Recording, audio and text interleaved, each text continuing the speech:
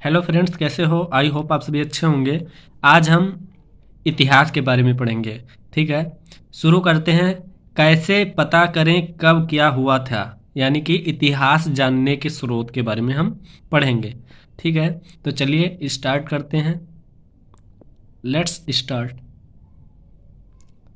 परिवार की पुरानी बातें हम दादा दादी नाना नानी की बातों से जानते हैं। समाचार पत्र पत्रिका टीवी और रेडियो से भी हमें जानकारी मिलती है। सोचो, अगर हमें आज से हजारों वर्ष पहले के लोगों के रहन सहन के बारे में जानना हो तो हम कैसे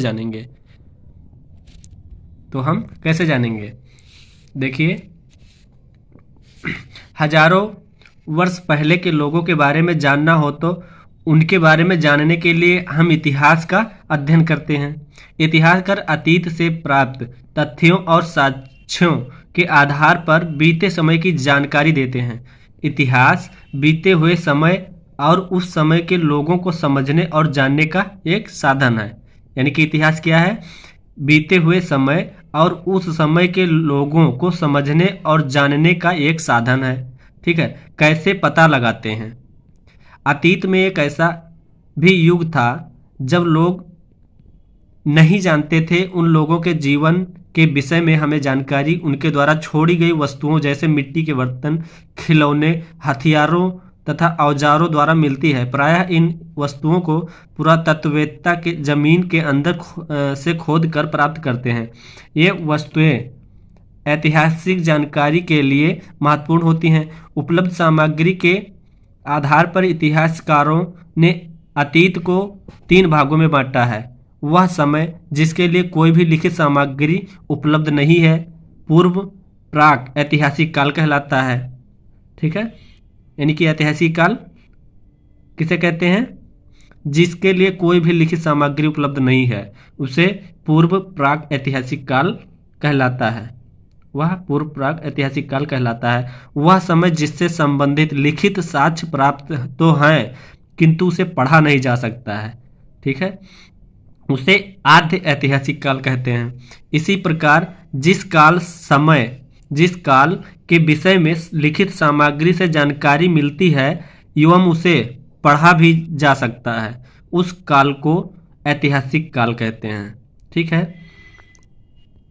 अब देखते हैं पुरातत्व। प्राचीन काल में मानव द्वारा प्रयोग में लाई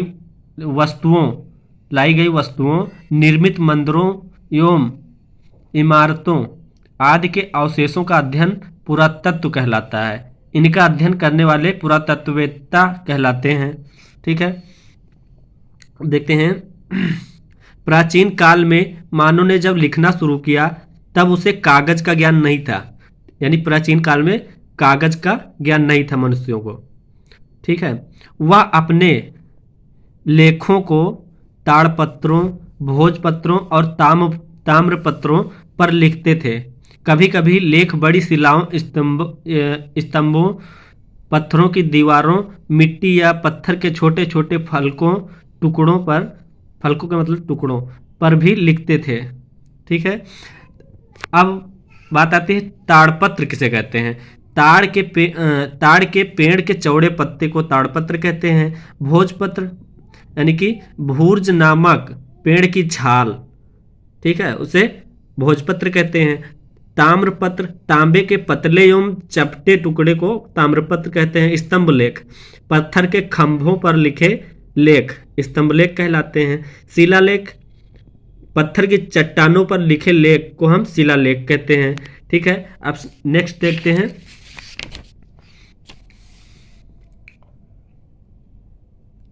पुरातात्विक स्रोत।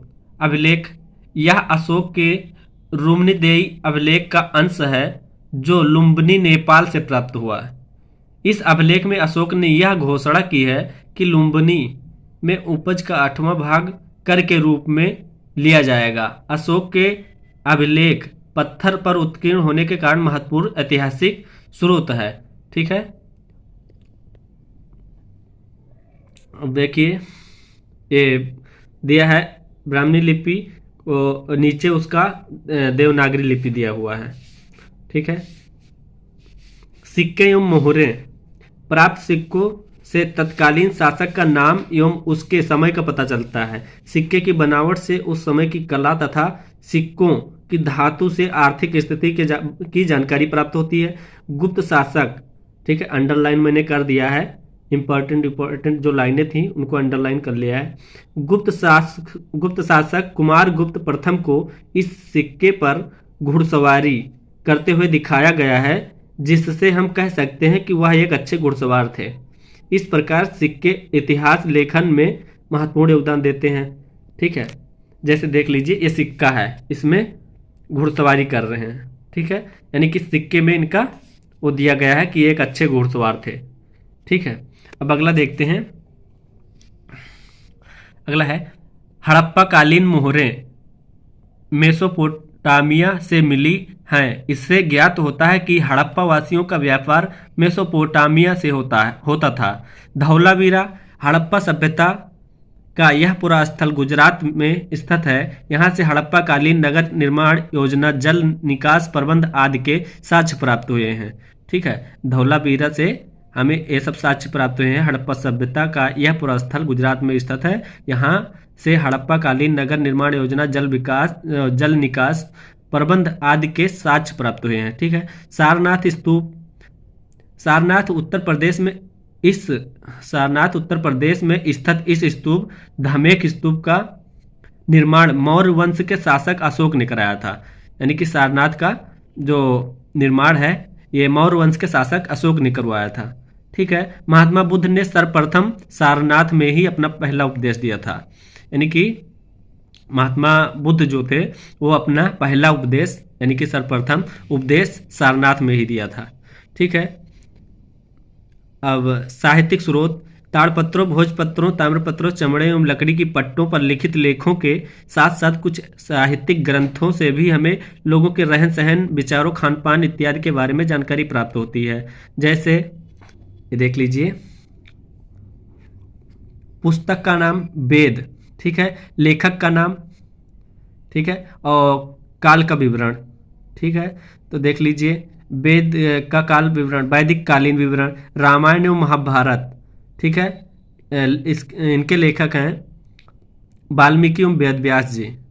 मध्यकालीन समाज के विषय में जैन एवं बौद्ध साहित्यिक, 6ठी शताब्दी ईसा पूर्व की राजनीतिक, सामाजिक एवं धार्मिक स्थिति। ठीक है, अर्थशास्त्र के लेखक कौटिल्य यानी चाणक्य जी हैं।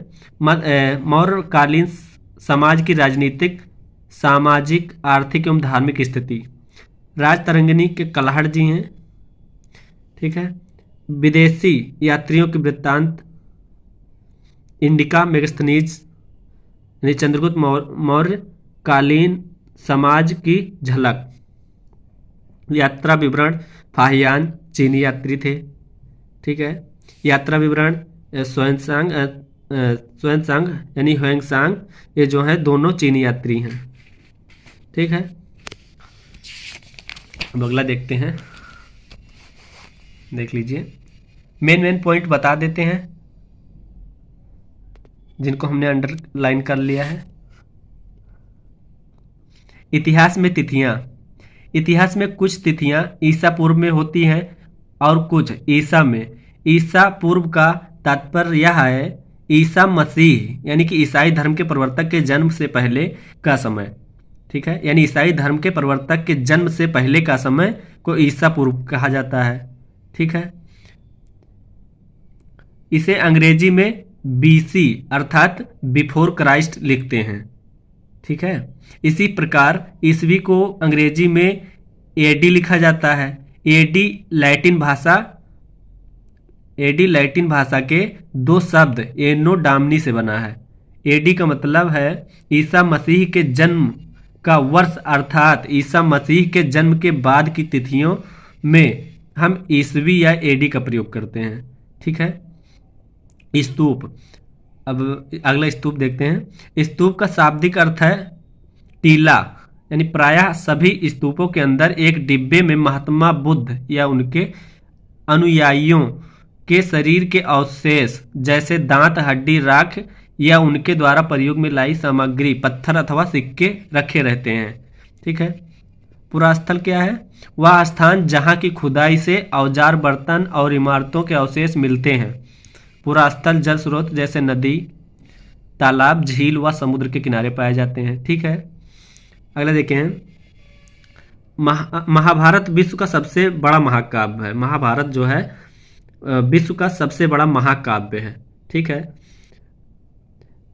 और लंदन स्थित ब्रिटिश म्यूजियम विश्व का सबसे बड़ा संग्रहालय है। अलेक्जेंडर कनिंघम को भारतीय पुरातत्व विभाग का जन्मदाता माना जाता है। ठीक है, संग्रहालय किसे कहते हैं? ऐतिहासिक वस्तुओं को सुरक्षित रखने का स्थान, यानी ऐतिहासिक वस्तुओं को सुरक्षित रखने का स्थान, उसे हम संग्रहालय कहते हैं। धर्मेतर साहित्य, धार्मिक साहित्य से भिन्न साहित्यिक ग्रंथ। ठीक है,